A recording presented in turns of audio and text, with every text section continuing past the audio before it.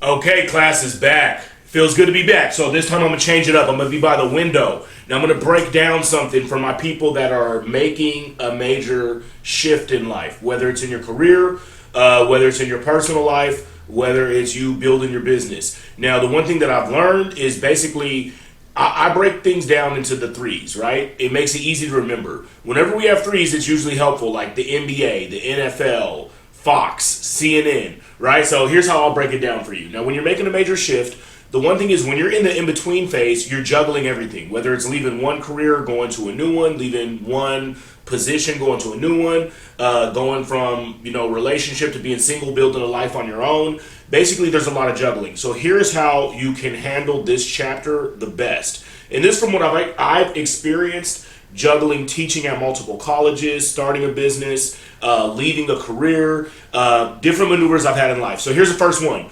Prioritize your energy, not your time. Let me fix my hat for this one because this one's big. Now I have a college class right now. It's a 50-person lecture hall. So I lecture to 50 different people, right? All in one room, and I'm basically teaching. Now one thing that I've had to learn is the time I have is right after lunch. It's 12:30 p.m. is the class start time till about 2 p.m. So this is when people crash during the day. So what I have to do is I have to really prioritize my energy, so I'm high level energy when I have them in the room, and I can combat their sleepiness or their exhaustion or their tiredness. So basically I have to prioritize energy. So I have to wake up a little bit later, I have to get my day kicked off a little bit later, eat my carbs and drink my coffee, so that once it's like 11:30 and I'm getting to my room, I'm prepping and I'm good to go. I bring them back to life. They look like college students are already tired for most of the time because they've been staying up all night studying, cramming, they're trying to take notes. So I have to basically wake them up with a burst of energy around this time period. So one thing I've had to learn is I used to get up super early, get a bunch of like my caffeine kick in everything at 6 a.m. So I would kind of crash around the time the class would start. So I had to prioritize it. Let me get my energy right. Now, the second thing is so not only the first rule, let me just clarify. First, rule number one, prioritize your energy, not your time. Okay, rule number two, protect your frame. Do not chase after validation. Don't chase after pats on the back. One thing that I've learned in this time period is I've had to restructure how I live my life, how I do my day to day so that I can keep up with all this teaching, making things make sense, right? So one thing that I've done is I've kind of taken a step back from the content because everyone celebrates announcements. When you're like, hey, I'm doing X, Y, Z, everyone celebrates. And once that dopamine hit that social media gives us wears off, then you're basically back to square one and you haven't accomplished anything in the stride. Now, another way where this happens is we get a little bit of a pat on the back or a little bit of criticism and we want to change things. So I had a student come up to me like, in one of my classes, I put everyone in different groups. I have them work in groups to kind of keep them alert and awake. And he was like, this is different than my normal professors. They normally just stand up at the front and just lecture, And I was like, okay, cool. So like, you've never had, group work in college or whatever the case. And he was like, well, it's different. I'm not saying it's good or it's bad. It's just different. So me, I'm human. I could have taken it as, okay, I need to do what everyone else is doing and get, the pat on the back.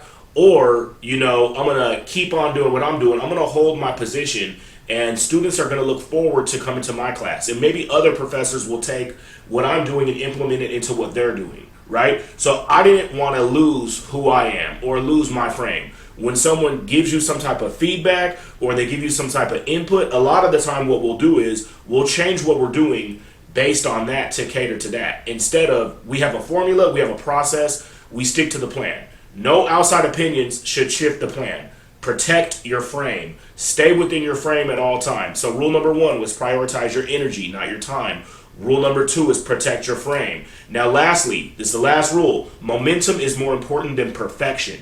Momentum is more important than perfection. And I say this because what I've seen a lot of is people wait until things are perfect to start the business, to change their career, to do pretty much anything. Social media has made it seem like everything is just supposed to be this perfect flow, when that's not the case. things are messy, especially when you're juggling multiple different things at one time. There's going to be a mess. There's going to be overlap. There's going to be some exhaustion. However, going forward is more important than sitting there waiting until things are important, until things happen naturally. What I would say is imperfection, just imperfect action is better than hesitation, right? We've all seen it where like everyone goes to the pool, and it's kind of like the first person to jump and dive in. They're like, oh, it's cold, but they're in it. They're having all the fun. They basically shake off the cold and they're good. And you see other people will tiptoe around, try to get the perfect way to get in, the perfect angle, try to take pictures, stuff like that. They take forever. By the time they get in, everybody's already having their fun, right? So that's kind of the analogy that I like to use in the classroom, where it is there's never a perfect time to do anything, but as you're building momentum, things start to happen. As I started making content, making YouTube videos on a consistent basis, 2 videos a week, 2 shorts a week, things started unfolding. Now, it took me months just to make one video for like 1 minute. I second guessed myself. I tried to change the angle and the lighting. I convinced myself I needed a new camera. I convinced myself I needed to change how my place looks. I basically talked myself out of it for months. Then I finally start making this consistent rhythm, and then I finally get people following me, people messaging me, people asking if I want to do events. So what I learned out of the juggling all the mess I've had is basically 3 basic rules. 3 basic rules would be: prioritize energy, not time. Protect your frame. And also, momentum beats perfection. At the end of the day, momentum is more important than waiting for things to be perfect. So, per usual, I hope that